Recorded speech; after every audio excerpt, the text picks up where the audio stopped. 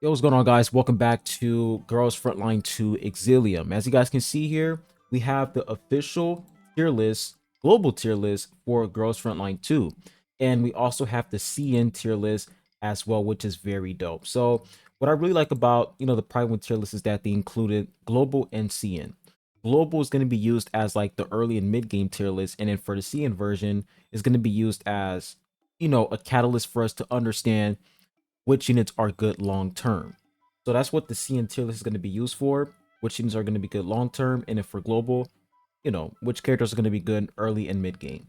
So before I even go further into this video, talk about these characters in their own respective tier. The game is officially available for pre-download. So if you guys haven't pre-downloaded the game, I'm gonna put the link in the comment section down below for you guys so that you can pre-download and not have to worry about downloading the game when it officially releases. So I'm gonna do that for you guys. Link is going to be in the comment section. But let's go and talk about this tier list. So in S plus tier, it's crazy how the only S plus tier unit is Tsuyomi. I heard that this character is so broken to the point where she makes the game boring, which is insane. So that's one of the main reasons why I made the Ulrid video, because Ulrid, she's like B tier, and then she goes to C tier in the scene version, which is absolutely crazy. So once again, if you're playing the game for fun and you don't care about meta, by all means summon for Ulrid. If you don't care about the meta, go for Ulrid. But if you want to be the best at the best and have really good performance long term, you want to have a really strong account. I would always recommend you guys to summon for Tsuyomi, because she's like the best sustain unit in the game. So that's insane. But let's go ahead and read the reason why they put her in S plus tier. So they put Tsuyomi is a shielder, healer, buffer, debuffer hybrid, 4 roles, who can trivialize a lot of content by simply existing. Her shields are so chunky that they basically double the HP of everyone in the team, allowing for a more aggressive playstyle and giving you some room for errors. She's a must-have character that will make every unit, every area of the game a breeze. So it's pretty obvious that Xiaomi, she's gonna be like the long-term meta support unit, extremely broken. And the fact that they said that she's a must-have character, I mean, by all means, like, go for this unit. I feel like Tsuyomi, the fact that she's going to, allow you to make mistakes, but she can still help you recover from those mistakes, is crazy. So I'm summoning for this character. I'm still gonna summon for her, even though some people say that she's so broken to the point where she makes the game boring. I'm still gonna summon for her because he's gonna enable other units to perform very, very well. So I feel like that's gonna be very, very good. I would rather summon for a character who's gonna make my other units, shine a lot more, versus me summoning for a character who's underperforming, and she's like the only thing that's going well for Ulrid is she's fun. You know what I'm saying? Like, you can have fun with every single character in the game.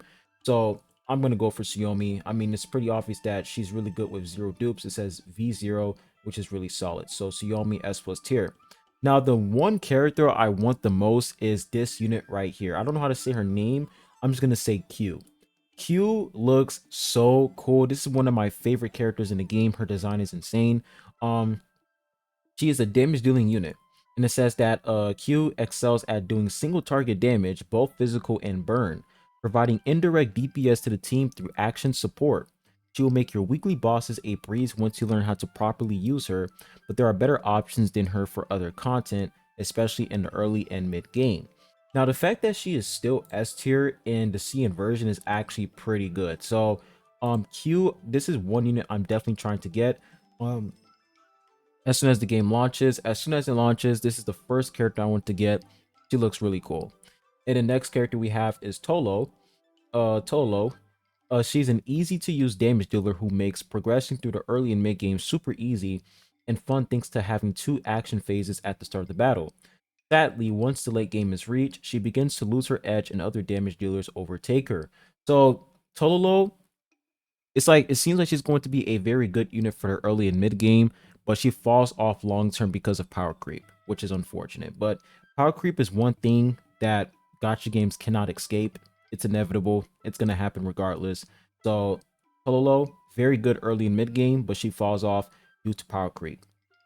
And then when we take a look at the good pick category, now the good pick category is pretty much characters that are decent. They're decent at most. Like they're at their best, they're pretty much decent compared to these top tier units. And it seems like for global launch, we're only gonna have 3 insane characters, and then after that, it's just gonna be decent units.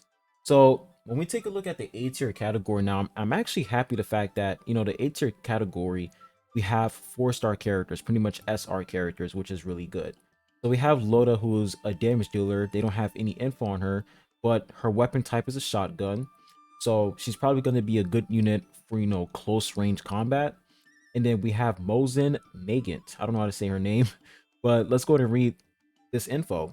So it says Mosin excels at single target long range damage, uh, dealing electric element damage, providing action support, and applying CC on enemies. She's very slow though, so make sure you position her well. Keep in mind that she's very reliant on attacking enemies without stability and will run out of skill points if she doesn't do it often.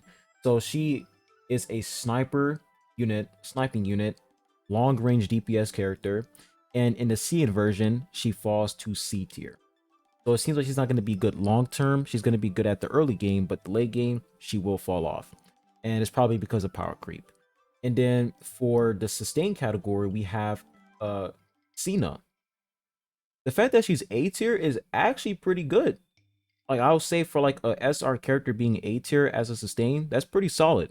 And I will say for support characters, they don't really have to do much. All they have to do is support your allies and have good survivability. That's all they have to do. As long as you're supporting your allies, they pretty much did their job.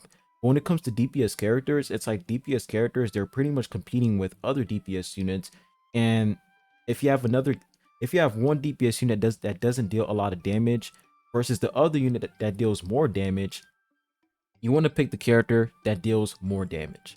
So when it comes to support units, when it comes to support characters, they don't really compete a lot. Like they don't really compete against each other. It's more of like, okay, which support character has more sustain and which support character provides better buffs for your allies, and that's pretty much it.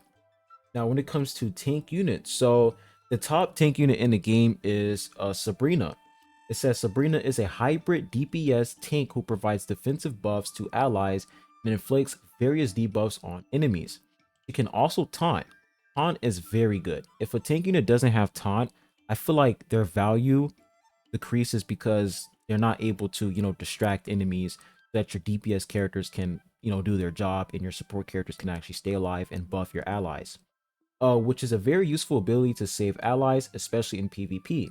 Her skills are more AoE focused, so she thrives in normal stages but struggles against bosses. Good synergy with Tolo. So it seems like these two characters work very well together, which seems pretty interesting. But the fact that we don't have, an S tier and S plus tier tank unit, very interesting. So Sabrina is A tier, which proves that she is pretty much the best tank unit in the game so far. And then after Sabrina, we have Groza, who is a SR character who is currently sitting in B tier for early game. And then for the scene version, she is sitting in a B tier as well. Now we'll take a look at Olerid. Now Olerid, some people are summoning for it because they like her design, which is totally fair. If you're summoning for characters based off of their design, by all means go for it. But for Olerid, she is currently in B tier for the early game, and then for the CN version, C tier. It says Olerid is the only SSR sword wielder in the game currently, but sadly, that's the only unique thing about her. Her damage is underwhelming, and she requires both her mod key and dupes to fix some of her issues. Yes, only some. Even her stealth ability doesn't save her, as it can easily be broken by AoE damage. So, it seems like for this character, in order for her to work, you have to have a lot of copies on her. And it seems like Pride when they're ranking these characters based off of 0 copies because all these characters have 0 dupes. You have V0 for Tsuyomi, Q, Tolo, everybody has V0. So they're ranking these characters and like they're pretty much ranking these characters for free to play players, right? But if let's say they were to rank these characters with like 4 copies, I feel like Ulrich would go up to at least A tier or even S tier because it seems like she is a really solid unit with a lot of copies. So I will say the fact that her potential is locked behind, you know, it's kind of locked behind a paywall, to be honest. It's locked behind a paywall. You have to, spend money in order for you to actually get more copies on this unit. And, that is unfortunate. And the fact that she is the only sword character in the game, I think that's one of the main reasons why people are summoning for this unit, is because she's the only sword wielder in the game, and that makes her special. But, unfortunately, with low copies, she is dog shit. So, if you're still going to go for her, by all means, go ahead. But if you want to have a very strong account, I would recommend not going for this character at all. I would just go for Tsuyomi, so that Tsuyomi can make other characters, perform very, very well. And then when we take a look at the niche category, we have Vepli, we have Nagant. These names are complicated. We have Krolik. Now, I'm not going to talk about, these niche characters except for Paratia. Now, Paratia, the fact that she is C tier early game but A tier in the end game is actually pretty good. It says right here, Paratia excels at doing a lot of AoE corrosion damage. Her AoE potential is unmatched, making her the core member of any AoE focused team. But it comes at a cost, being way below average in everything else. She's also quite dupe and team reliant, making her hard to use in the early and mid game.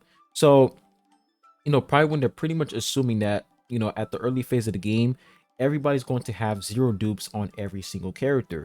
But once we reach the late game, I feel that's when we're going to get more copies on these units. And once you have enough copies on Paratia, she is going to go up to that A tier, which is honestly pretty good. So it seems like she's going to be a very good long-term unit. And she's going to be very nice in the AoE team comp, which is pretty solid. So that's pretty much, the global tier list. It looks pretty good. Like I don't really know much, about these characters and what they can do in game, but based off of what I'm seeing so far and what I'm hearing so far, Xiaomi is, the most broken character in the game, the most broken unit in the game. So I'm gonna take that opportunity to summon for her, so that, she can make other characters perform very, very well. And then when we take a look at the C and tier list, now Clue K is like the best DPS unit in the game for the CN version, which is pretty interesting. So we have 2 characters sitting in S plus tier. And then when we take a look at the amplifier category, we have Vector, we have all these other units. And then when we look at all the characters from the global version, right, we look at Paratia. Paratia got moved up to that A tier, and it seems like she has good synergy. She has good synergy with what was that girl's name again? Tolo, right? Good synergy with her. So this is very interesting. I mean, I'm really excited to see what the meta is going to be about in this game. Different team comps. I'm really interested to see how it's going to work in this game. Really interested. But yeah, that's pretty much it for the global tier list. Hopefully this video is able to, help you guys out. And if you're still wondering, should you summon for Ulrid or Xiaomi? Me personally, I would recommend you to summon for Xiaomi because, yes, Xiaomi is extremely cracked, and you can say that she makes the game boring. Sure, you can say that. But me personally, I wouldn't want to summon for a character who's going to perform very, very poorly with low dupes. Like, I just don't like that. I don't like it when a character has a dog shit performance with low copies, but with more copies, with max copies, she's able to perform very well. I just don't like that. That's not my type of playstyle. I would rather summon for a unit who's good with low dupes, so that I'll be able to experience that character's full potential with low copies without spending money. I feel like that's just way better overall in my opinion. But, the character I'm mostly looking forward to is Q. Very good character design. I like the way she looks. Can't wait to try her out. And hopefully I can actually get her. I think this character is in a standard banner. So, hopefully, I have the opportunity to get her. If I get her, that's dope. So that'll be it for the video. Make sure you guys go ahead, hit the like button, subscribe if you haven't. I really appreciate it. And tell me what you guys think in the comment section down below. Catch you guys on the next one. Peace.